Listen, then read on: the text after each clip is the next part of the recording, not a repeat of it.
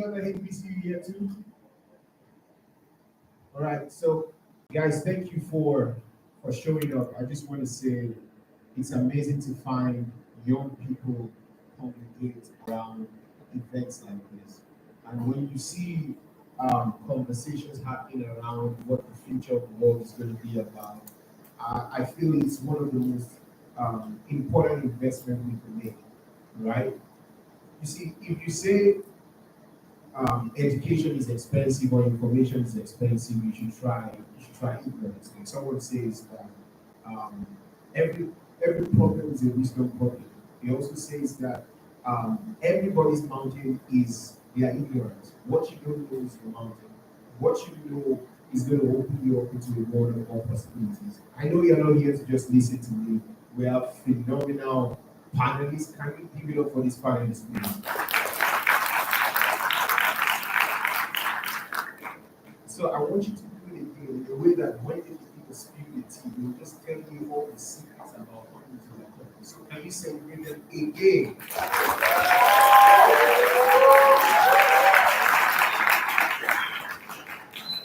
All right, thank you. So I will just allow the panelists to introduce themselves one by one so that then we can take it.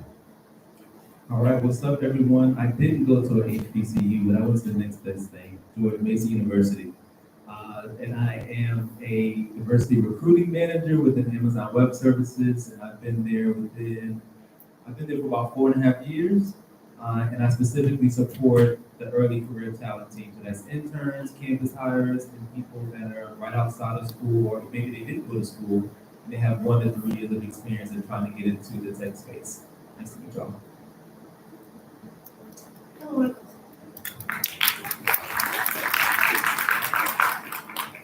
Hello, everyone. My name is Patrice Bars. I am the HBC recruitment manager for Woodward.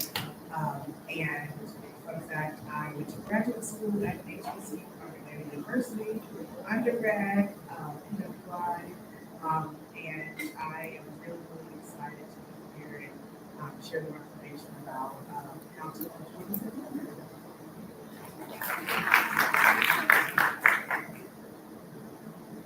Hello everyone, my name is Tom. Software engineer. I completed my bachelor's and master's from UBC University. It's just nice to come back to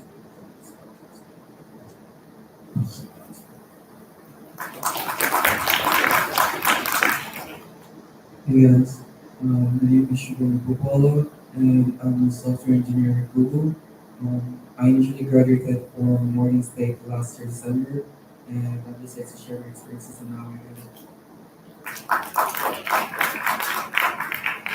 Hey everyone, I'm Lindsay Julian, Associate Director for the Student Transportation Office, and introduced to the idea, so it's kind of 2 years ago.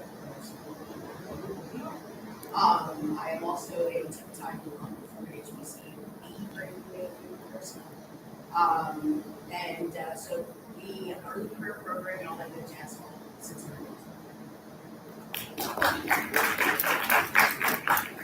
Hi everyone, I'm Claudius Taylor. I am the program director of the social impact program, one of the biggest venture capital firms in America. I'm also the CEO and founder of Gambix, an intelligence startup. I'm actually the CEO of Learn. Sorry, I missed the line. All right, can we give it up for all of them once again? So the first question, I mean, a lot is going on into this world.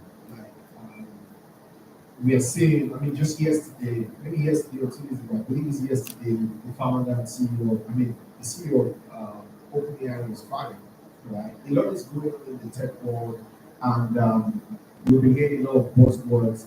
Many of you know about it, but and this is to our panelists now. In terms of the emerging trends that are going to shape the future of not just technology, but the future of the world, what do you think we should expect? And I want everyone on the panel to make a contribution to this question.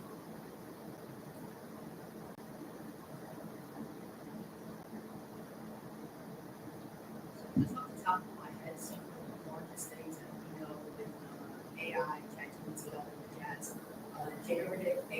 is massive. It's huge. Majority of companies are really leaning towards that. Also, obviously, cybersecurity, especially from my perspective, cybersecurity is huge. It's absolutely paramount. This is being business, not just.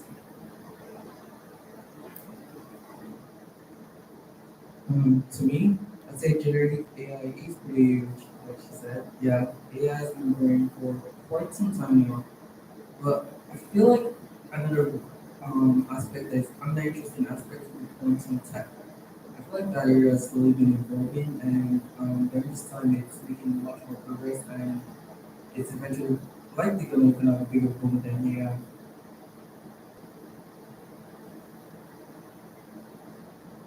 I would love to agree with both.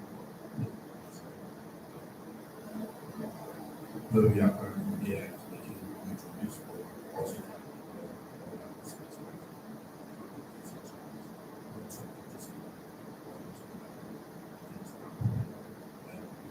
we eventually get to a position where we see a mix or like a fusion of everything AI or quantum technology. So learning and all this stuff we eventually get to a point of fusion of all those that at the same time. So just try to AI is learning quantum technology, so cloud security, where cloud edge, almost everything is on the cloud. You need the cloud. Though more and more emphasis was enhancing and protecting each and everyone's security, each and everyone's identity in the cloud. So that is also an aspect to information. I'm not answering that opposite. We can list off the specifics in terms of what technology is evolving into and what specific things we should be looking out for. But above all of that, we should all have a posture of continuous learning, right? And so we will plug into sources, we're going to conferences, we have access to research, we're still doing research. We always will have a pulse on what's happening a lot of times before other people know. And that's what keeps you marketable, that's what keeps you a hot commodity. Your thirst for knowledge and your practice, your ritualized practice of continuously feeding yourself information to stay on top of whether it's learning new languages or whatever it is, that is going to help you no matter what's down the pipe, having those resources. So you should all be at conferences, you should all be signed up for various digests so you continuously know what's happening in the market. I'll just plus one. I don't have anything extra to add. I mean, AWS does do cloud computing, and over the last 5 to 10 years, I mean, you've seen a spike in that. So I would just echo that particular one. So, All right, thank you.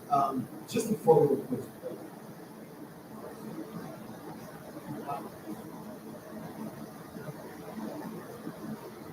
Tesla. Robotics and blockchain. I think those are two very important ones.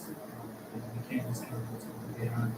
Cyber is amazing. You can look at what the Department of Defense, Department of Energy, the Department of Energy teaches that it's how to do blockchain with government infrastructure. The reason why that's so important because, as the panelists have said, digital identity. How do we protect ourselves in the world of cyber threats? Robotics is so important because we need to give AI a body. It's just existing in our back. We all want these maids that perform our home. We all want that it has to be an AI brain and use of robotics in the same. Utilizing robotics is the biggest thing untapped enterprise right now. It has to be. Thank you. So the next question to that is, in terms of preparation, how should we all be prepared for this question? And I'll just give a little bit of context to it. Our Africa recently that was about 2 3 weeks ago, and I got into that so they tell you that we're not looking for this particular, but we are looking for this specific. And that's because they also are trying to do. I mean, every company is trying to remain competitive. They also looking at what the future of their industry is going to be. So, as students and professionals who also want to be ready in the next 10, 20, 30 years, how do we begin to prepare to be, if not pioneers, but to be very much relevant in the industry when it comes to the future? I think first starting with, so I'm not technical, I'm not a developer, I'm a diversity recruiting manager, so I can speak high level to this stuff, but as a technical student or professional, you really have to have what we call in our company learn to be curious. That's one of our leadership principles. So you should always be wanting to learn and researching what's next and what are the current trends when it comes to technology. So I always say, don't, if you're just going to class, which is great, going to class studying, that's awesome, but you have to figure out what else can I do to increase my knowledge and aptitude. Literally Googling something, what's the top tech? There are so many free courses and free things online that you as a student can search and research and study on your own. So if your class isn't teaching something, guess what? Google AWS services, or Google Cloud Computing, or Google AI, and a lot of stuff online has the information for you. And just to give you something, just like free, because obviously I was in college too, and I didn't have a lot of money, so free was important for me. But if you Google like AWS Skills Center Arlington, we offer free in-person and free virtual AWS courses that will help teach you things that are relevant to the cloud computing space, and if you want to go forward and move towards certification, you can. Or if you don't, you still can put that on your resume. Study AWS Cloud Computing, learn over 200 services. That's still something that you can add to your resume that will show that you are learning and being curious, and that's what you want to continue doing throughout your career. So again, if you Google AWS Skills Center Arlington, you'll see the free virtual courses. They got like 3-hour courses, or if you want to go in person, you can. And then also AWS Educate. Because again, what you can do is do side project on your own. So AWS Educate will give you credits as college students. You can actually practice using some of the AWS services so that when you go to your interview, you go on your job, you say, oh yeah, I think we should probably use S3 buckets, and here's what I learned from it. So you're coming to the employer with skills that you might not have gotten from class, but you got on the side from literally just using the internet. So that's what I would say do is find different trends. And then I even have technical people that I've hired. They do like they research and write articles, or they write commentary on certain articles too. Things like that help keep you in the know-how. So that's what I would suggest. Yeah, I would echo the same thing. For me, I think it's the customized learning. We all have such a unique advantage. You can do whatever you want. Literally, you can do whatever. There's no, oh, you have to follow this or you have to do that. It can literally be, all right, I'm going to do this right now, I'm going to go do this, I'm going to go do this. But you're still building up those skills. I still do projects on the weekends. Most of the time, people just, people do for this, I give up because they know my publishing things. When I have some time on the weekend, I'm still living my life, I'm still hanging out with friends. But it is something that you can do in your spare time so that you can go to an employer who can say, I also have this in addition to my degree. And of course, you're exploring something that you actually want to do. So that way, when you say, I don't really like what I'm doing, you can just easily do it. I just want to add to the growth mindset topic. With that, be sure not to box yourself in. You mentioned AWS. We have to sure we all this with things. We're a company like me, we're all they are. So the more that you know, the more that you make yourself past and everything that you're doing, it gives you a more well-rounded perspective. And that's something that we can actually utilize in the industry. There's a lot of people in themselves and create a streamlined focus. But that doesn't help when you work for an organization that touches every aspect of the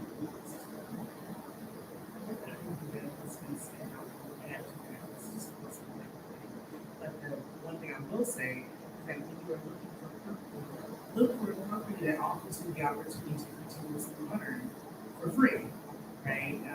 So that you shouldn't be paying for PhD, you shouldn't be paying for additional courses. That should be something that comes with the experience of sharing your profound knowledge with the organization that you join. So you want to look for opportunities opportunities to optimize your learning and stay curious. How can you subsidize that throughout your career, right? Talk about staying on top of these emerging technologies, really diversifying our knowledge set. And one way to do that is to continuously be plugged in to what's happening, right? Have your company send you to conferences, have your company give you subscriptions to, whatever those top knowledge-based things are. My career is in diversity. I just want to make the way so y'all can be cool. And then for my software engineering folks, practicing your code, it's all about the problem solving. The only way to be expert at something is to continuously practice. So look for those opportunities, like code or those websites where you can get on there and practice. You should have ritualized, routine of practicing every day or every week or something like that, because that could be kind of heads above the rest. For me, I try to find my area of interest. Like there's so many technical things out there, so I try to find what topic interests me the most. And so this doesn't mean I'm discarding other topics, by the way. Yeah, I try to find what topic interests me the most and then mainly focus on that and build my skills. But at the same time, I also try to keep up to date with other things going on. You guys might be familiar with this website called Medium. So I follow them and I pick up my main interests. So I learn new things all the time. Like recently, I just found out there's actually something called economics intelligence, and it's similar to what you were saying about like robots cooking in the kitchen. Uh, they actually released something whereby you can you tell the computer to do something, and the computer translates that to motions. So like it knows exactly what to do programmatically. If that makes sense, which I think was pretty cool. Speaking of that, I know I when I went to subscriptions to research papers and research websites. That's also where you can leverage or just to ask professors for a subscription to IEEE or any of these organizations and post research papers for graduate students who are looking to invest or just coming up with new things. Also, if you have the chance, attend academic schools. You'll be surprised at how much you can learn from the kids, and not just your professionals. Like everyone has brilliant ideas, everyone has creative ideas. Going to academic schools allow you to pretty much figure out what the business is and also learn from them. I went to academic schools and that was how I found out I can also institutions because I also got two separate groups. Words that when get the idea of providing two business or separate things and using that to create. So just attending events, looking towards the social events, reaching out to your peers, not just don't focus just on the professors, reach out to your peers as well because we all have bigger clients so never know what the next one is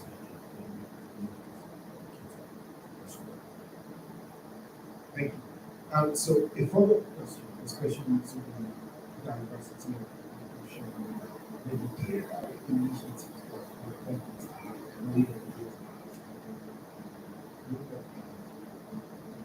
it's very, I believe every company we are represented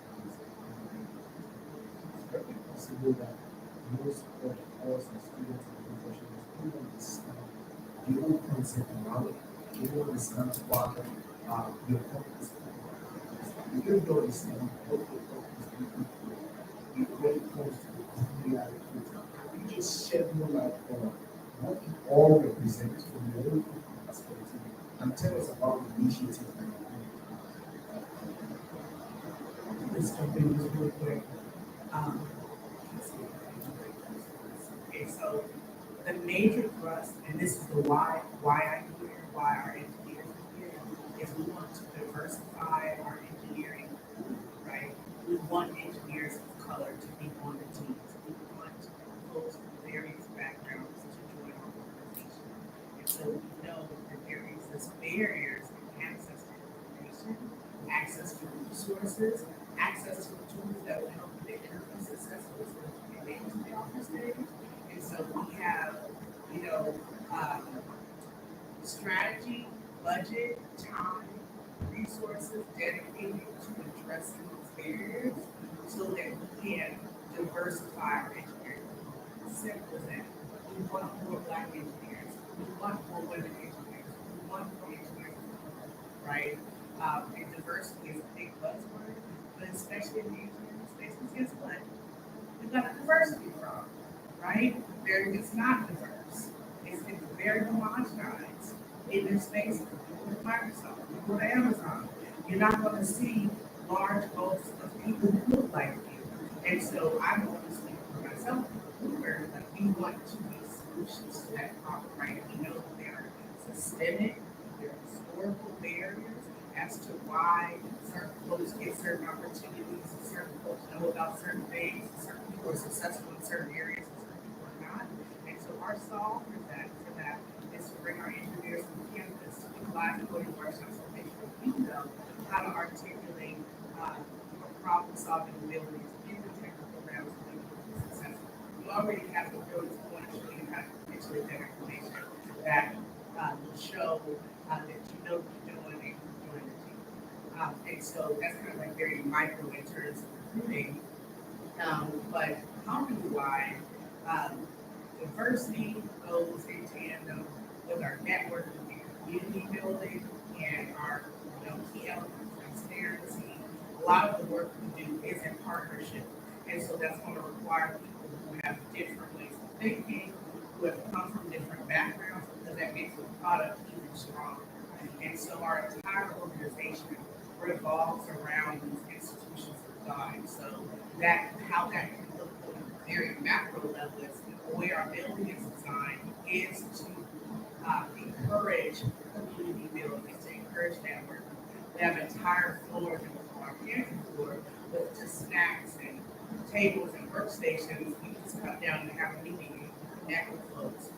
We have programming, all of the types of institutionalized things set in place so that people can feel psychologically safe. What's the point of getting the job and getting to the place when you don't even feel safe to wear your hair out of work? You don't even feel safe to speak up and ask for help and ask for questions. And so there's mentorship, there's community groups and things like that that can you to feel your best so that you can do your best. Yeah, I'll just say, this is important too, because a lot of people they just think diversity just means black. And I'm like, that is not, what are you talking about? Diversity is the point is to make a company or an area look like what's around it. So if America is diverse, why would companies within it have multiple representation from all the different groups? Like, and the reason, even if we go strip everything down, look it up. You will see the more diverse a company is, the higher productivity. You will see the more diverse a company is, the better innovation. Stats and research shows this. So that shuts up anybody who says it doesn't matter. Because the reason, if it's hitting your money, people are going to put something towards it. So that's why it's important. We need different thoughts that come with different people. So I'll give you an example. So yeah, within tech space, there's a lack of women, Black, Latino, Native American. Not enough. Not enough. But within HR space, guess what? It's not enough men. So diversity could look different depending on the role, depending on the area, etc. Um, but the importance and why stuff like this is important and teams are important is because the strategy behind it has to be done. If I post a software developer role, I'll get 3,000 applicants. Guess how many are going to be Black, Latino, Native American or women? Like 12. Or so I'm just exaggerating, something so small. So we have to have initiatives and programs to be able to streamline that and have visibility on the candidates that are already qualified. It ain't a matter of qualification, it's just a matter of being seen, but because the pool is so small, like, and when I say pool, I'm thinking about, we use this term called addressable market. So that's basically how many people are within a certain skill across the country.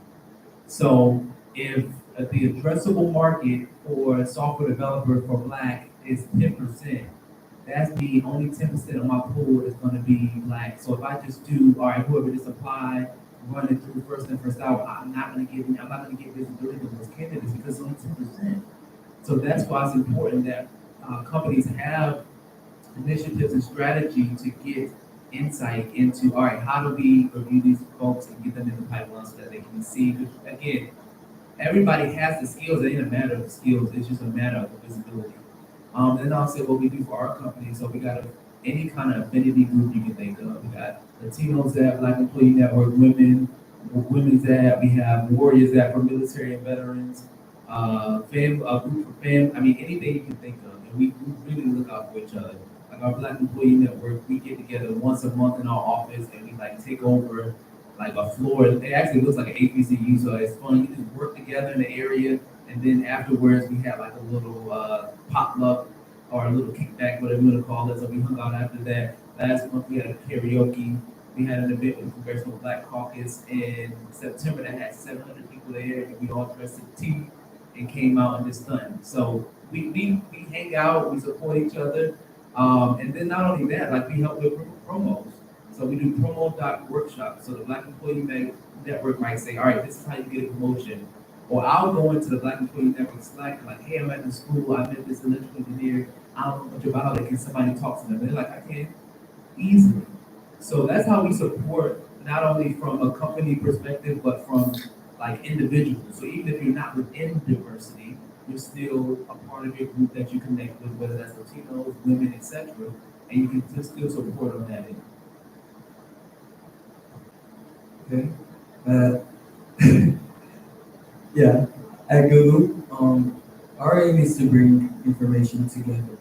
And we understand that with all of this information, there's still a lot of bias. And that's why we're trying to have more outreach, like recruiting individuals to mitigate all these biases. Essentially, mostly that. We're just trying to find a way to reduce most of all these biases most of all the biases in technology that we work with, so we could have much more efficient and robust algorithms. So I want you to just put your hands together for them if you're learning something.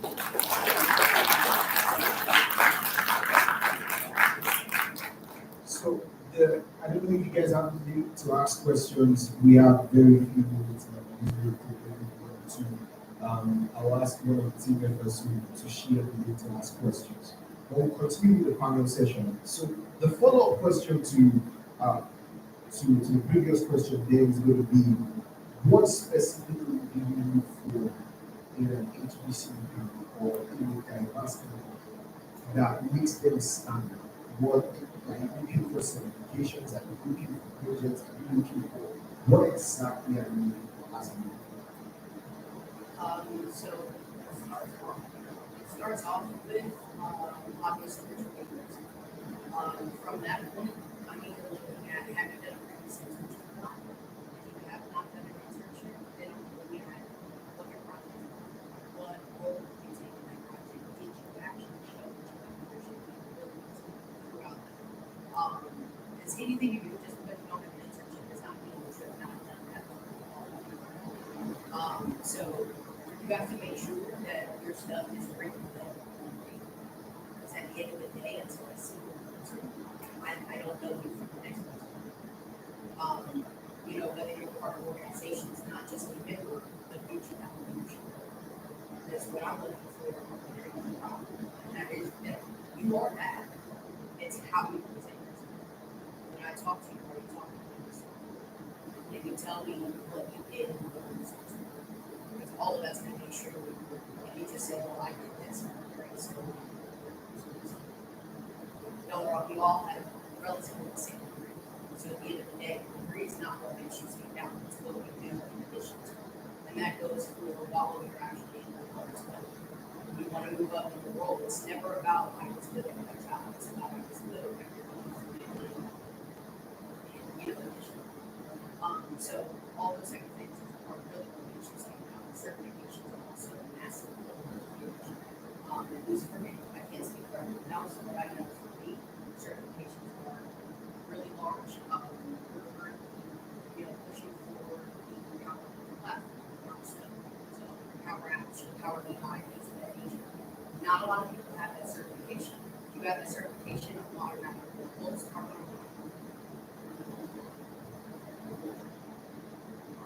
I would say for Microsoft, just aside from I don't know qualifications and stuff like that, we also have to see that both of them are Microsoft's progress. Right? You can apply to Microsoft without knowing how to use Microsoft. Right? I'm not saying you should be an expert, but you have to have some sort of familiarity and show me how, and show me how various Microsoft out there. I'm not saying limited to just those, but have some sort of familiarity with them, have some sort of knowledge about them, how to use them on various components of the characters and stuff like that.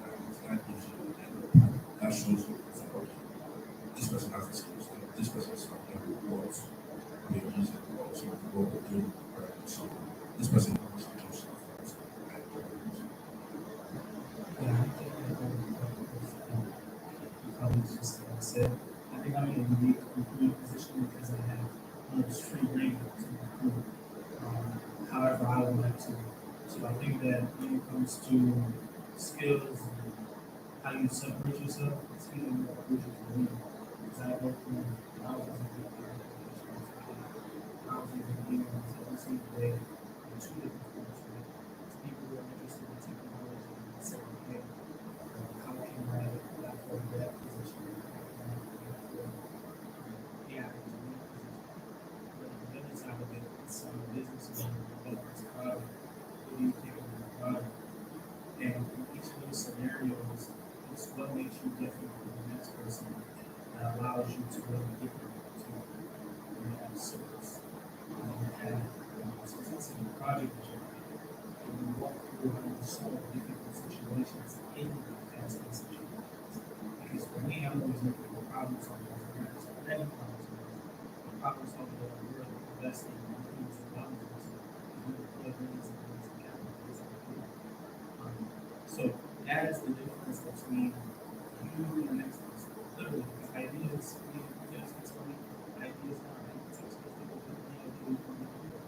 But what makes a good founder is somebody that's willing to take their self, their team, y'all as leadership is their tangible because it's nasty and how you need to get things done. So you need to articulate yourself, how they can communicate. All of those things are literally the difference between me investing $50,000 in a client today and just saying, hey, I think you did a really good job on your project.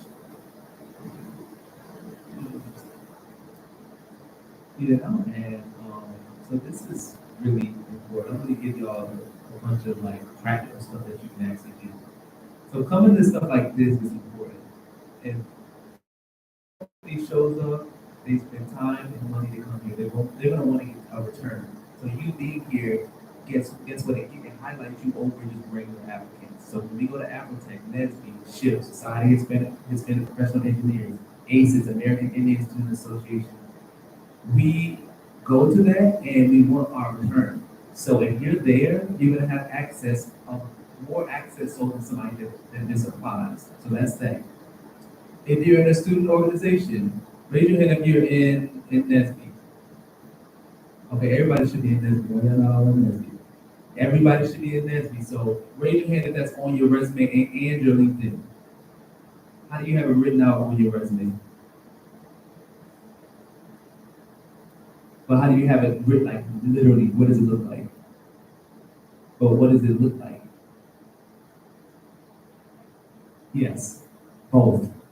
Because as a recruiter, when I go to LinkedIn, I can type in what we call a Boolean string. That's basically terms that we put in and it populates resumes.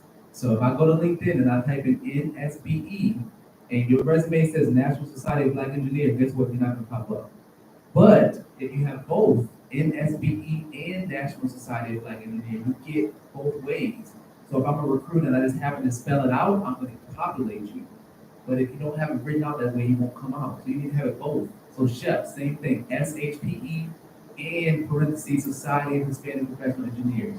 That's how you populate and you get seen by recruiters because we need you all in our pipeline. So we're literally searching that way. Also, raise your hand. How many of you all check your emails at least 6 days a week? I don't believe it. You wanna know why? Because we had a, because here's the thing, and I get on people all the time about this. We had so many people miss out on opportunities, especially college students. I don't check your emails. We had a free HBCU conference a month ago. He came, and a couple other people came. Free, free HBCU conference. And a lot of times people will say weeks later, "Oh, is it still going on?" I'm like, "No, that was a few weeks ago. You didn't check your handshake, or you did?" And they're like, "Oh, I'm sorry. You have to check it regularly. At least rest on Sundays. Like by all means, have a day of rest. But 6 days you need to be checking it. Check your LinkedIn. What about handshake? Who checks their handshake? All right, here, this is the honesty. Everybody needs to be checking your handshake. We as companies pay for handshake access to find you. And if you're not checking it, you're missing out. Last year, we had a big HBCU conference where we had Wale, what's the, I don't know these people's name. What's the guy who saves the R&B king? What's his name? What's his name? Jacquez. I'm not even that old. I'm only 34, but I don't know. So we had him. We had a free 3-day HBCU conference in DC.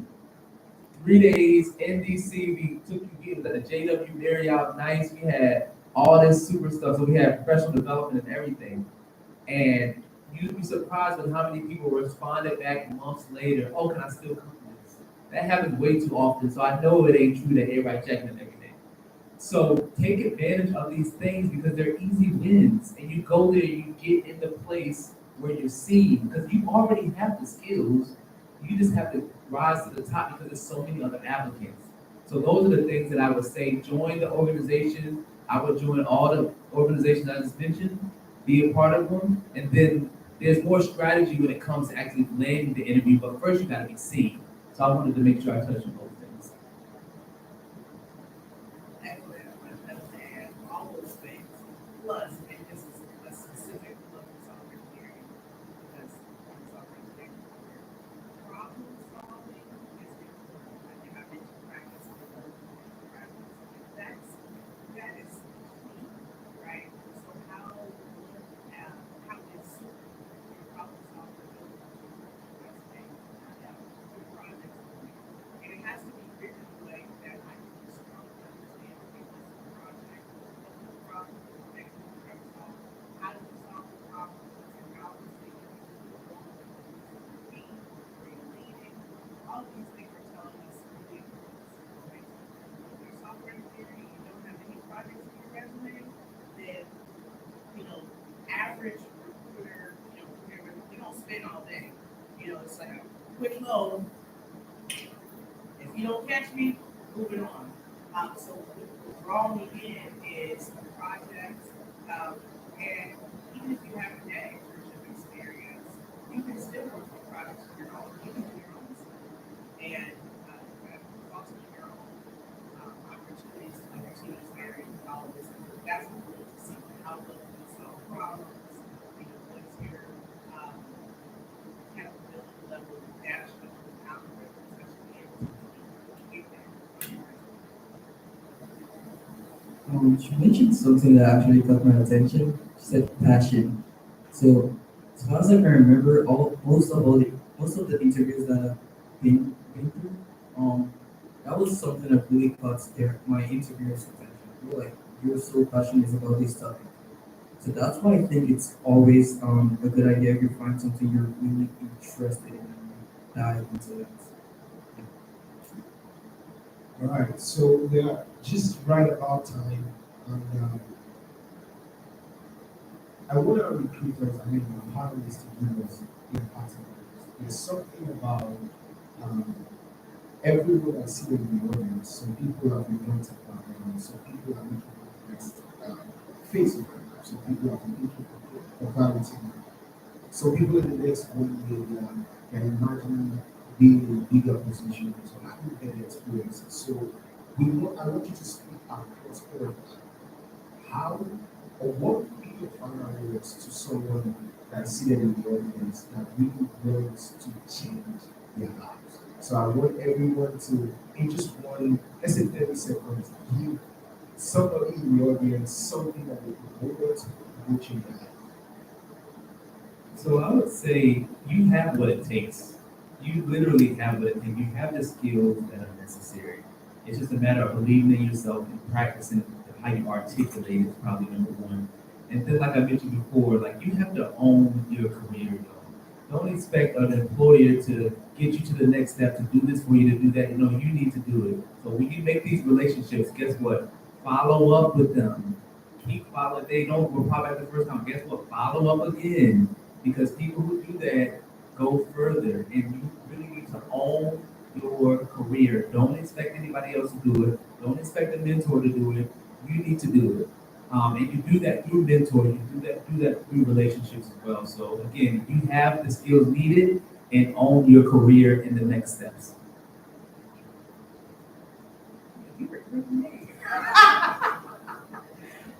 I would say a problem is just a solution in progress. A problem is just a solution in progress. So all you gotta do is just what? Solve the problem, right? Figure out what tools you need to be successful. If those tools include other people, ask for help. If you don't ask, you don't get. That includes money, resources, knowledge, all of those things to just solve the problem.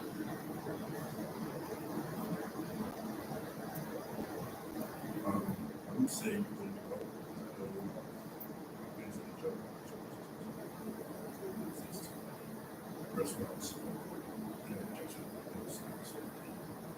just take a tool and just apply it. So just keep practicing, keep winning in the troops, just yeah, it's difficult. It's not going to see it's a very, very difficult process. If you need to take the time off, just talk to someone, talk to and so someone that can get just encourage you through the process, never be Yeah, for me, pretty much the same. Practice. I feel like I voice that a lot, but that's the only thing I've got for practice.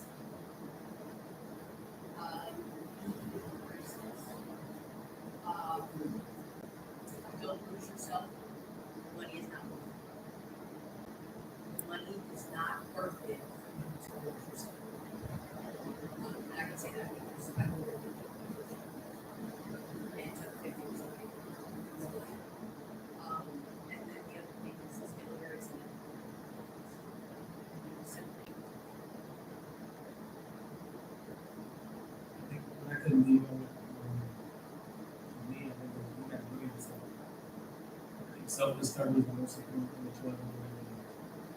Because you can build on your skills, you can have all that help. But if you don't understand how you work, how you function, what makes you tick, who you are, before you really don't understand yourself, it doesn't matter.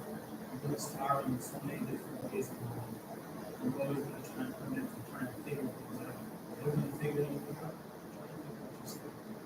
Take some time to really understand what your personality is, what you like, what you dislike, what makes you tick, what inspires you, what type of people that you want to surround yourself with, what type of people that you like to receive. So this is from there, and we're going to do something. All right, thank you so much. Please keep it up for them. I'm going to ask you to do something. I feel like we really call out they really want you to succeed. And if you don't mind, can you give them the stand ovation, please?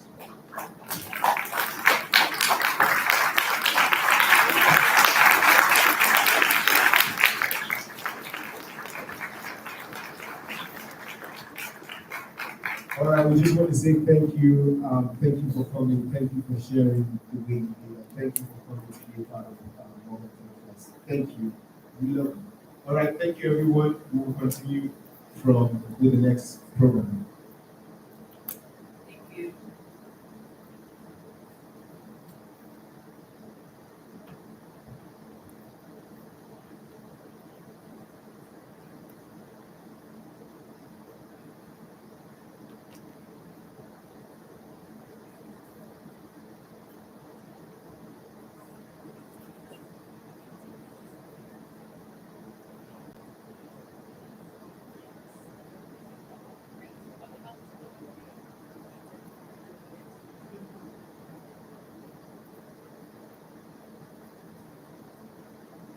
right, so we are gonna do a couple of raffles. So everybody should have gotten a raffle ticket. But shout out to the organizers. This is really amazing. So shout out to the organizers. So we had a couple raffles, so get your numbers out. The first one is 470972. 470972. All right, come on down, come on down. 47097. She don't want it, y'all. I'm gonna get somebody else. Come on down, come on down.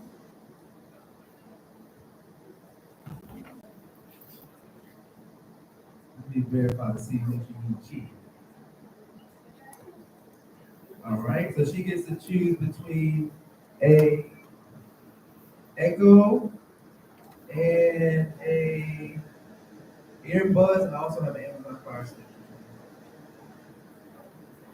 All right, give it up to her. What's your name? All right, congratulations, Yvonne.